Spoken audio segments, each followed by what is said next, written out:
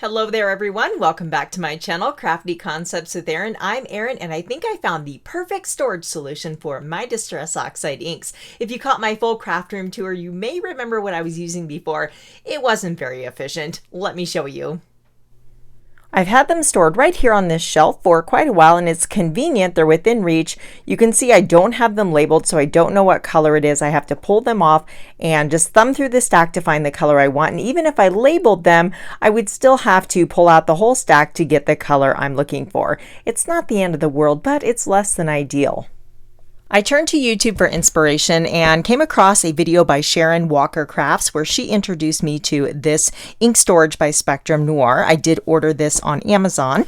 It is a modular system much like the one I am using from Close to My Heart, which is fabulous, but unfortunately that option does not work for the Distress Oxide ink. So there are 6 trays in here, sorry about the noise, and they are 3 wide. You can stack them, so you can stack them directly on top of each other. There's little clips on the side to kind of lock them into place, so directly on top of each other, or you can do stadium seating. I'm going to show you how these will fit on my shelves. So we can go 6 high, or to fit on my shelf I can just go 3 high, and there's this little line in the back here, so while it will fit a larger ink pad, it stops the Distress Oxides from going too far back where you can't reach them. I'm also going to show you how I decided to label these, but look at that, it's absolutely perfect. See how that line is stopping it, because some ink storages, they go all the way back, and then when you have them stacked, you know, the next shelf on top, it can be a little bit hard to get in there and get that one, but that little line there, that little bumper, makes it perfect for these sized ink pads. Now let me show you what I decided to do to label these. I think you're going to like it. There are lots of ways to label your Distress Oxide ink pads. I've even seen options that you can download, but perhaps it's just the color of my printer. You know, I don't know. Not all of them were spot on, and the way I'm going to show you today, it's going to be the true color. Now we're going to do a little ink blending, so you're going to want a clean, wipeable surface. This is the all-purpose mat, and it does have a silicone backing, so that grips your workspace and doesn't move around. I found these labels on Amazon by royalgreenmarket.com, and they are 1 inch by 0.375.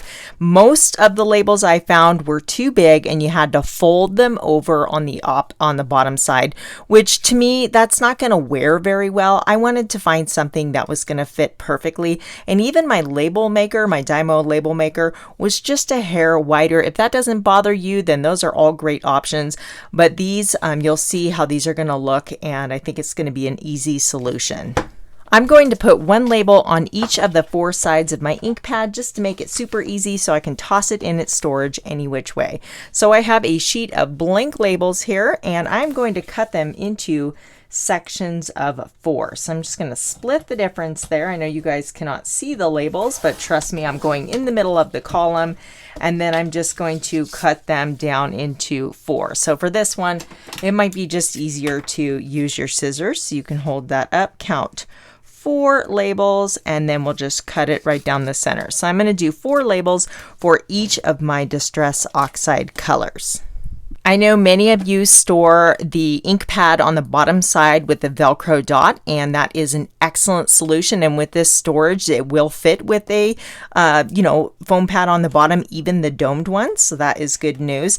I already have this storage system and it's working wonderfully for me. These are little 2x2 zip top bags, and I just label them with my label maker there.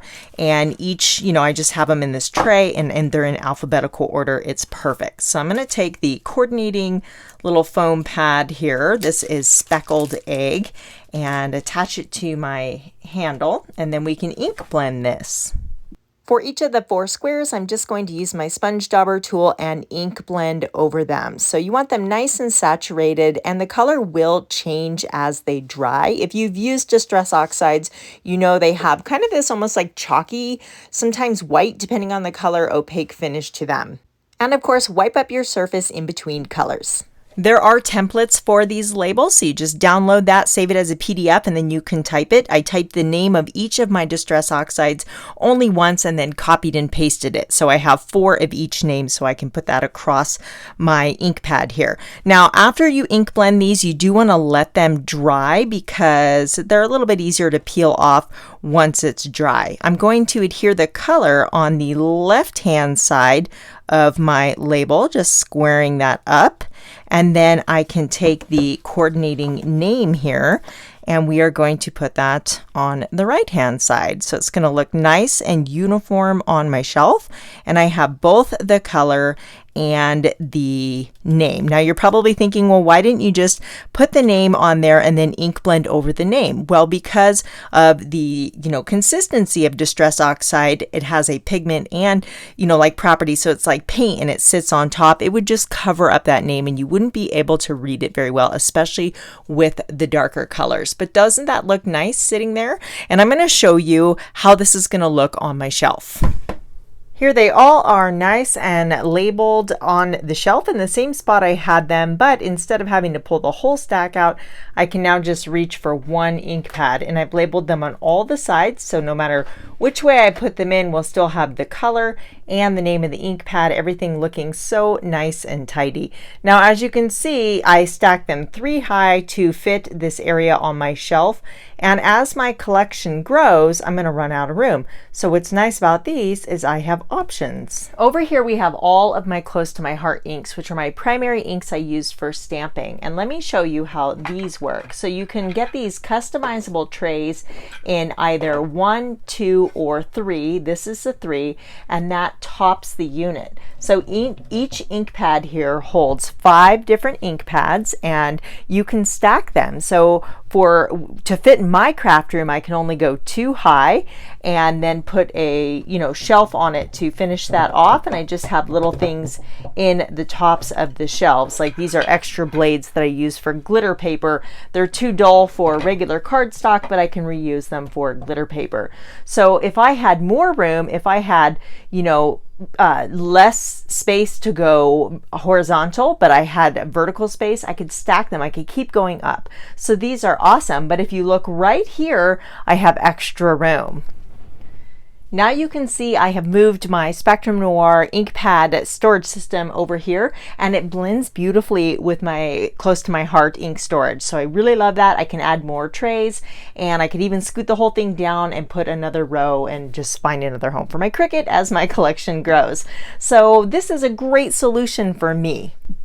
I do want to point out that these are paper labels. So with inky fingers, if you get your hands wet, the Distress Oxides are water reactive. So, I don't know how these are going to hold up over time. It's going to be a test. It looks nice, but we want it to be functional too. I do want to show you one option. If you have the clear, transparent, label tape here that you can type on, you can just use this to kind of laminate it. So you would want to peel off the backing. And as I mentioned in the beginning, this is slightly wider than my, Distress Oxide pad here or holder here, but you could go over the top of that with your plastic label, and that is going to kind of laminate that and seal it in. So if you're worried about them not holding up over time, this is a way to extend the life of those labels. So as you can see, that this is definitely a perfect storage solution for me in my crafty space. If you have not caught my entire craft room tour video yet, you're going to want to watch that right here. Thank you so much for spending time with me today, and I will catch you soon here on YouTube. Bye.